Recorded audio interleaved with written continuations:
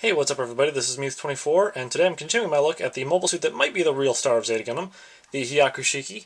If you missed part 1, you can click in the annotations and it'll take you to that video, but otherwise I'm going to jump right into part 2 here with the poseability of the kit. So the head can go up about that high, can go down about that far, and you can get it to rotate side to side a little bit. You can actually spin it around back if you try. I wouldn't really recommend it though, just because of how far the sides of the head go down and just how high up the collar goes there. The arms can rotate 360 no problem, even with the wings attached. These little flaps are actually double jointed and they can go out to there and can come back in to go more flush with the arm. The arms themselves, when the flaps are out, can go out about that far, and they can move, around like this, 360, and they can bend at the elbow.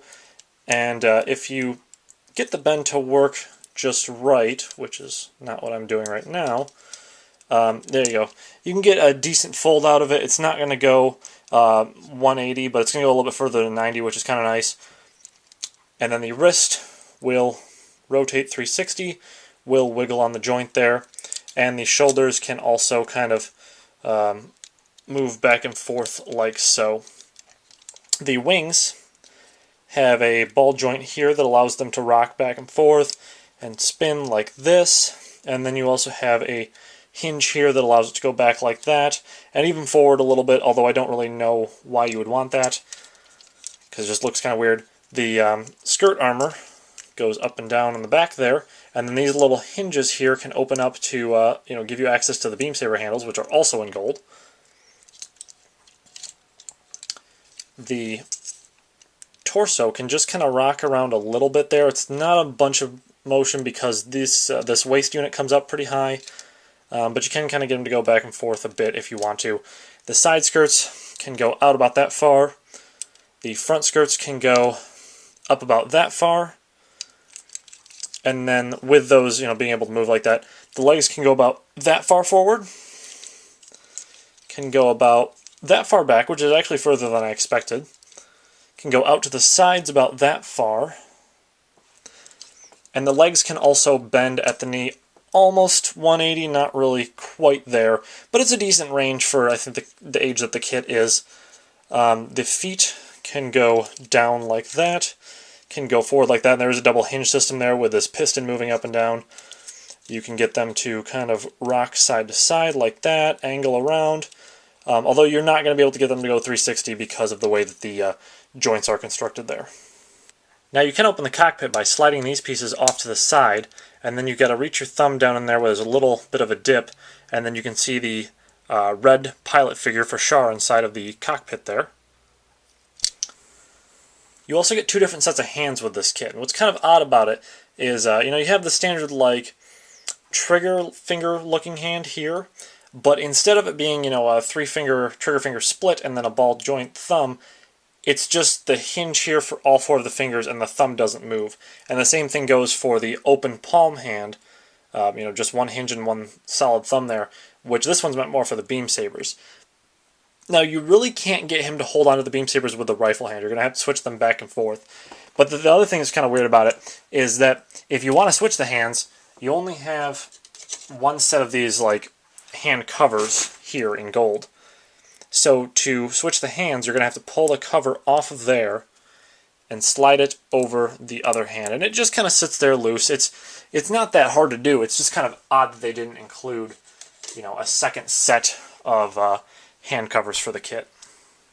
You do get two yellow beams with the kit, which is a very nice color. I think it's very different, and you don't see that many mobile suits with different color beams like that. And you'll just slide that into his open palm hand, and it should just go in easy enough. And even though there's no peg or anything to hold on to it, it holds pretty secure. The beam handle itself is pretty long, so he doesn't really have any trouble holding onto it there. Or if you're partial to his other weaponry, you have this really cool looking rifle with the energy clip on the back there that is detachable. Unlike the Mark II, though, you don't have anywhere on his body to store the energy clip, so you probably just want to leave it on the rifle. Really cool gold piping there, and this is just going to slide into his rifle hand,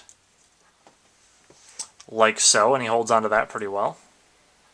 But if you prefer to stick it onto his backpack there's a little hinge that comes out of here, and you can just clip that onto the back.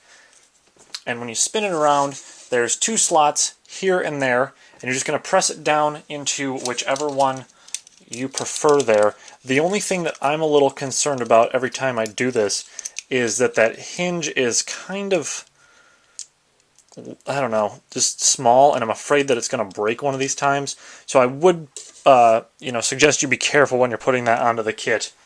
Now, as you can see, once it's on there, it's pretty secure. But I'm just saying, for down the road, it's something that I'm a little concerned about it possibly breaking off. But for the moment, it seems to be holding pretty well.